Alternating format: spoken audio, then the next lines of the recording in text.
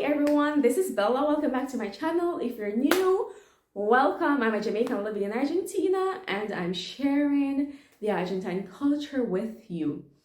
If you haven't seen my other videos, I recently went to Tucumán and I shared some videos, so go on and check out those videos. But in today's video, I'll be sharing 10 things that were actually surprising to me as a Jamaican living in Argentina. I've also shared other videos relating to these things, but there are so many that I have to make so many videos about them, so stay tuned. So it's June everywhere in the world, but in most parts of most countries in the world, June means summer, but not in Argentina. In Argentina, June is actually winter, and that's why I'm dressed like this. I'm not crazy. Right? So in Jamaica, we don't have seasons, but in July, August, thereabout, it's normally a bit hotter because our weather conditions are reflected on those of the United States, or North America. So yeah, in Jamaica, this time it would be pretty hot. Like my mother has been complaining about the heat, while here in Argentina, we're freezing. So that's one thing I wanted to share as a difference. And if you ever plan to come to Argentina in June or July, just be prepared for the coldest period of the year in Argentina. And all the persons, when I tell them, they're like, oh, for real? I didn't know that. Because it's not something that people think about. They don't know that in the southern hemisphere, the seasons are reversed. So when you guys are having winter, we are having summer, and vice versa. It also goes for spring and autumn. So let's continue. The next thing that really shocked me when I came to Argentina was just how independent the elderly people were here. Like, I see them all the time and I admire them so much because you see them and they can hardly go sometimes. They like take a step per minute, but they're going. And they're very independent. They don't want any help from you. I've offered help many times and they've told me, no, está bien. So, yeah, this is something that they do. They just love to be independent. They love to do their own thing. And I just love to see when the elderly people, when they get together at little cafes or restaurants and they dress up nicely, even though they're pretty old, you can see that they're hardly going, but they're nicely dressed. Some of them will have on their makeup and their lipstick and they're out having fun with their friends. And I really love that. And also when I went to Tucumán, when I was at the bus terminal, no, the train station, a bus of actually elderly persons pulled up and it was like a group of retired people who were going on a trip to the same place that I was going. They spent 24 hours on the train, no complaints. Like, I love the old people in Argentina, man. They are cool, they are dope. So yeah, if you ever come to Argentina, don't be shocked if you see a lot of elderly people going around and just doing their thing. Let me know if in your country, the elderly are very independent, if they like to do their own thing, just let me know. And also, people here live very long, very long. Like, I've never seen so many people living in their 80s and 90s. And even then, they look so healthy. They have good memory. They go about, they travel. Like, wow. I don't see that a lot in Jamaica. I could be wrong. You could correct me if I'm wrong. But I don't think I'm wrong. In Jamaica, normally when people reach about 60, 70, they start to get a bit, shaky. You have some persons who live long, but it's not like you don't see it as common in Jamaica as you see it in Argentina. Love Argentine old people, man. Move on to the next point. Architecture. Like, I'm coming from an island, and as much as, some places in Jamaica have nice structure, some mostly in probably more developed cities, but the architecture in Jamaica, I would say it's pretty simple, generally speaking. But in Argentina, it's mind-blowing, it's impressive, it's absolutely beautiful. You can check out some of my videos that I did, like a city tour, or one of the shorts that I did showing the architecture, some of the buildings that I've seen here. Absolutely beautiful. It's like a European architecture or an architectural style, and it's beautiful. Every time I walk, by, and sometimes I just have to just stop and just admire it because of how beautiful it is.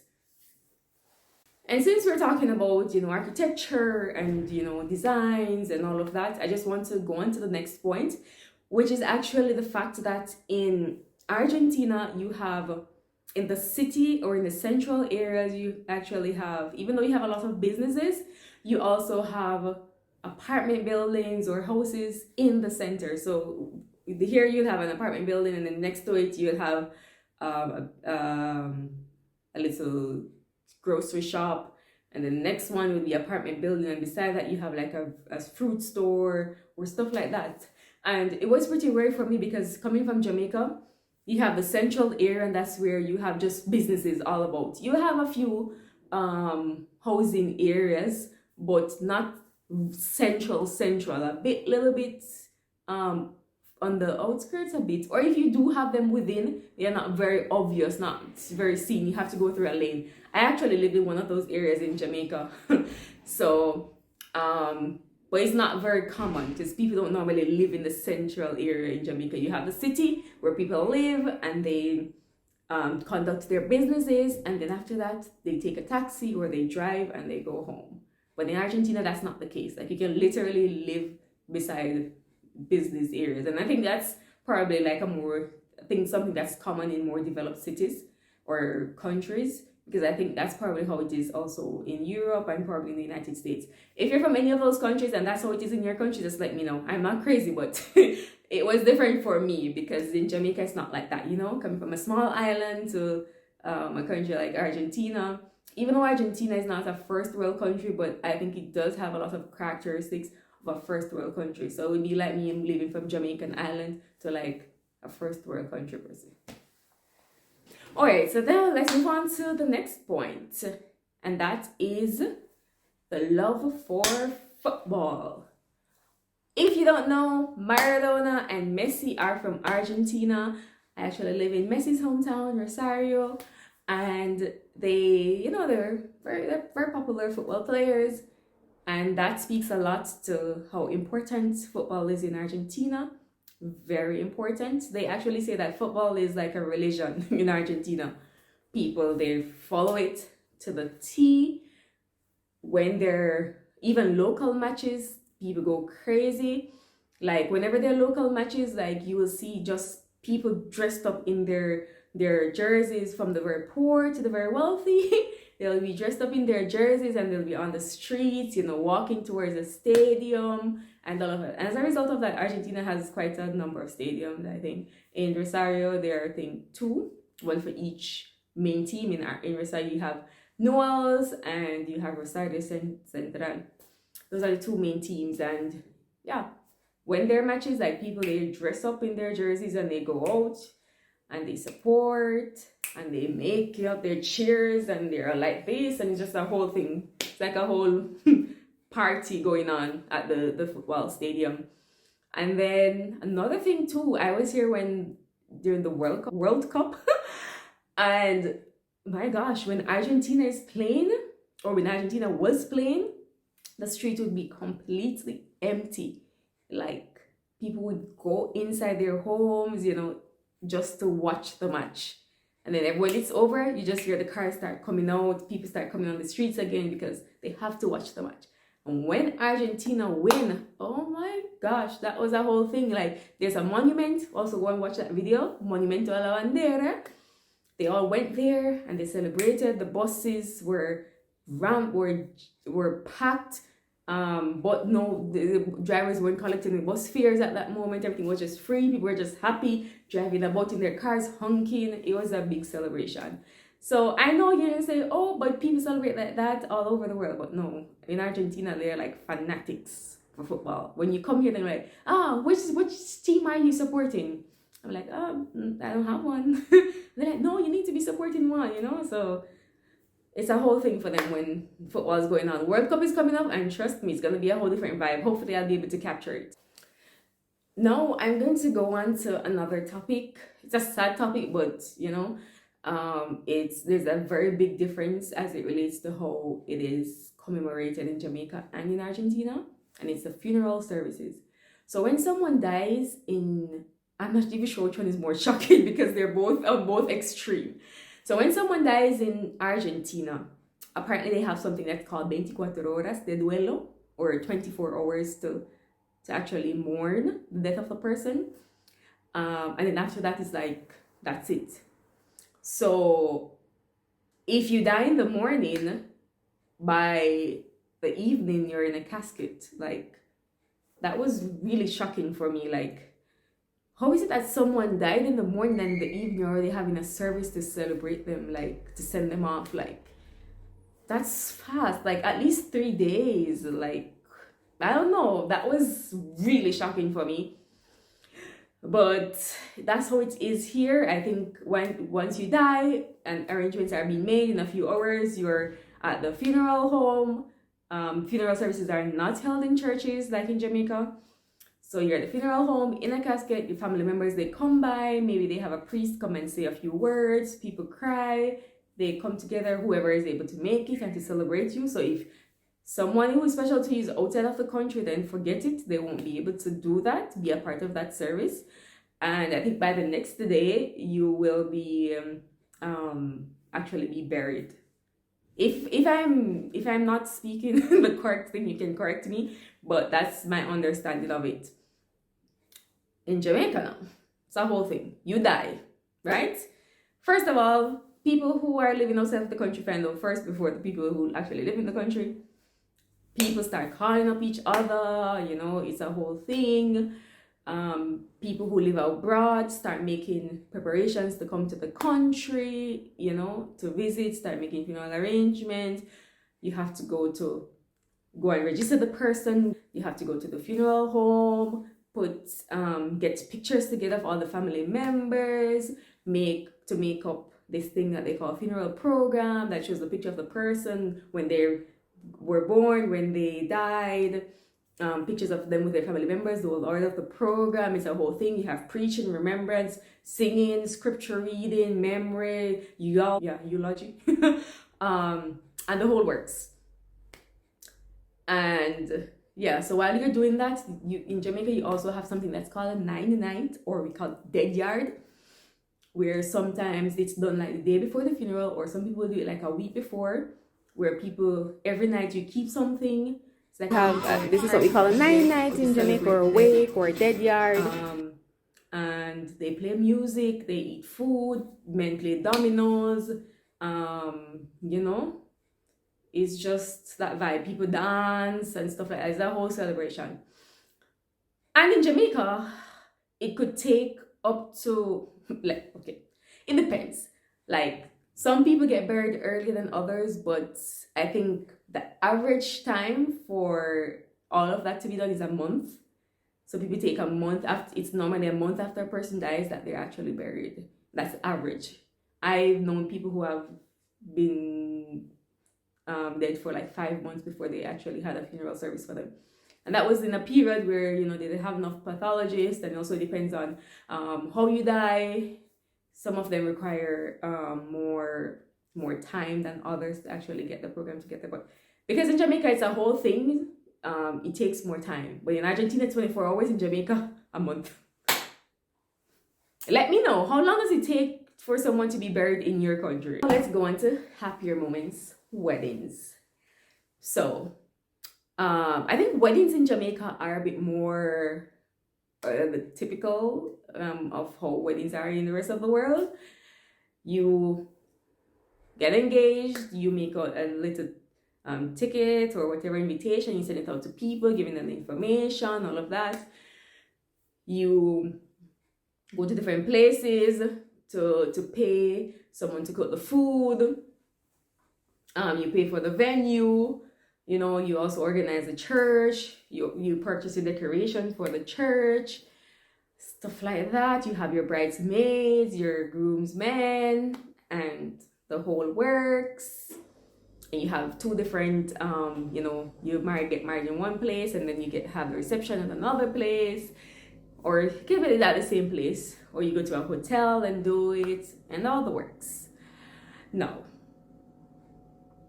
in Argentina, it's different. Oh, and also in Jamaica, you don't pay. You just you're invited to a wedding, and you just need to get your wedding outfit ready, and that's it. In Argentina, it's quite the opposite, because when someone invites you to a wedding, they send you an invitation, yeah, but an invitation with a cost associated to it, because you have to pay to attend the wedding. Now, different levels of wedding require different costs. So the more elaborate the wedding, the more expensive it's going to be. And I thought that when you got invited to a wedding and you had to pay, you were only paying for your food and maybe contributing to the venue. But what I'm getting to understand is that you're actually contributing to everything. You're pretty much you're pretty much paying for people to get married. So I've been to one wedding that I had to pay, and I've been to one wedding that I didn't have to pay because it was just the church service that I attended. And then I was also invited to another wedding that I had to pay, but I didn't go. So based on the one that I had to pay, based on my experience, was that you pay the money, you go, they have like a little table set up, and you can have your little snacks or whatever, sweet things, the typical things. And then the food is like pretty much what Argentinians eat. I think they may have pizza too and those stuff, but I think no, it's probably a little bit more elaborate, but not anything like out of this world. Or also it may depend on the type of wedding, the level of wedding that you're going to. Maybe if I go to a wedding of probably a super wealthy person, it will be different, or maybe not. But yeah, the food is like that. The setup is pretty much the same. They play games too. The MC, you have an MC as well who, gets things going.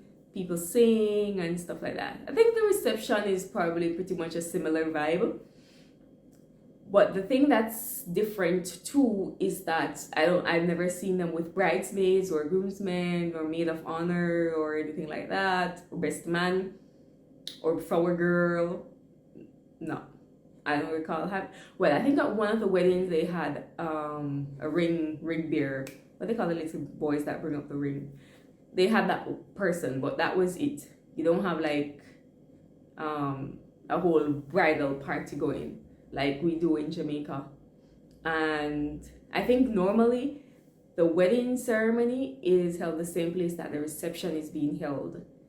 So, you don't have a lot of, you just spend the entire time at that particular place. And it's not a bad thing, it's kind of good, because that way you don't really take people out of their way to find one place or another, and they do their little decorations. And I realize that they also do a lot of the decorations themselves. That's one thing that's different too. But yeah, so the main thing would be that you have to pay, and that they don't have like a bridal party, and then the wedding and the reception are normally held at the same place.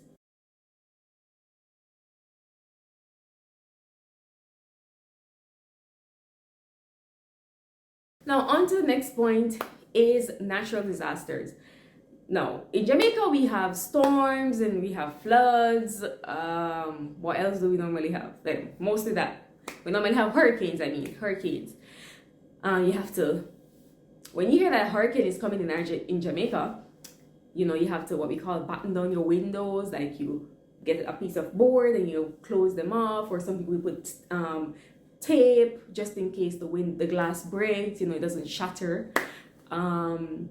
And you have to buy up food and all of that, your water, get your medical supplies together. And if you're living in an area that is prone to flooding, you have to go to a shelter. And a shelter is pretty much a public building that they use to, like an open space, like with an auditorium, that people can go and stay if they don't have anywhere else to go. Well, you should know what a shelter is. I think that's universal. But yes, or if you know that your house is not sturdy enough, then you need to go to a shelter. Or people normally go to their family members to stay for that time. And it's just that's a very favorable experience, but it's also a very nice experience, because we enjoy it. It's time that we get to just stay in, not worry about going outside, and just spend time with our family members, and just to live a nice simple life, and just cook and eat and just relax. That's all you have to do, because there's no electricity during that time. They normally cut the electricity, And because there's no electricity, that means that also there's no water running through the pipe, so you have to store up water as well. And how long that lasts, it depends on the intensity of the hurricane and how long it stays. And another aspect is that when the hurricane has passed, people just tend to, go outside and to assess the damage and just to walk around their communities, and people just greet each other and all of that. It's just a time for people to just bond. And of course, during that time, there's no crime, thanks be to God. Well, generally. You have people who loot during that time, sadly. But generally, it's just a time for people just to stay home and just to be with their families. But it's not very pleasant for people who don't have really strong houses, and they're probably worried about if their homes will be damaged or all of that. But generally, we don't have a lot of deaths or anything like that during that time. In Argentina, there's no hurricane. The most they have is a storm, tormenta. But their storm is pretty weird because it's like you just see just high winds and a lot of dust, and it just rises up strongly, not I would say out of nowhere. It builds up, but builds up quickly, and then after that you just have pouring rain, and it will probably last a few hours, and then that's it. And it normally happens when the time is very hot. When the time is very hot, that there's a storm that's coming, and then that's it. There's not nothing that you have to do any extra preparation for, because it won't last a long time. And generally, there's a lot of damage. Probably some leaves or some branches will fall, or probably some lines will fall, but generally there's no damage per se to any building or anything like that. So that was pretty different, because the storms in Jamaica tend to be a lot more intense than the storm per se that we experience in Argentina. And then flooding is not something that I hear about a lot here either. Earthquakes are not something that we really hear about here in Argentina. Probably if one occurs in Chile, we probably feel some tremors, but I've never really felt it here. Some persons have, but it's not something that's very common. In Jamaica, probably you'd feel more tremors than you would in Argentina. So as we are wrapping this video up, there's one other aspect that was quite unique when I came to Argentina. In Jamaica, if you pay someone 52 pesos, if something costs $55, you just give the person $100 and they'll give you back $45. Not a big deal, right? But in Argentina, it's people they always try to find a way to give you less change. So if something costs 55 pesos, they'll ask you, do you have 5 pesos? Then it's 5 pesos, so that they can give you back 50 pesos, right? They prefer to deal less with or they prefer to have to give you less change. Yeah, they make their lives easier. Another thing is how they give you back change. So if something costs 62 pesos, instead of trying to calculate in your brain, okay, 62 from 100, how much is it? What they do is that they give you the change, or to prevent them from making mistakes. So it's 62 pesos, and they'll give you 8 pesos, and they'll say, okay, 70 pesos. And then from then they're okay, 30 pesos is left, and then they'll give you okay, 70, 80, 90, 100. So they actually give you the change as a reverse. I'm not sure if you understand. But I hope you do. So if it costs 62 pesos, right, and you give them 100 pesos, they're going to give you back the change and to build it up back to 100 pesos, right? So it's not 62 pesos, how much change do I have to give you back? I have to give you back 38 pesos. No, they don't do like that. It's okay, 68, what do I do to complete it to 78? And then they bring it up to 100. Hope you understand. Now, the last thing that was really shocking was the amount of dog mess that was actually on the streets. Come on. People here have a lot of dogs. I mentioned that in one of my videos. They love dogs. And because most people live in apartments, means that they don't really have the space for the dogs to do their business. So they take them for walks when they get home. They're properly trained. So they take them for walks when they get home so that they can do their business on the street. But they're supposed to walk with the bag and to pick them up. Most of them, or not most, but a lot of them don't do it. and they just leave the dog mess there. So you're just seeing dog mess all the time, and it's annoying and it's a bit disgusting. And I think a lot of Argentines are also disgusted by it, because sometimes you'll see people put posters, okay, remove your dog poop. Like, come on, guys. If you're watching my video and you're always leaving poop on the road, dog poop on the road, shame on you. Remove it so that you can have a cleaner city. Okay, and that's it. Just like that, 10 differences or 10 things that were shocking when I came to Argentina. Remember to check out my other videos. I'm almost at 600 subscribers. Thank you so much. And continue to, do what you have to do as you continue to grow this channel.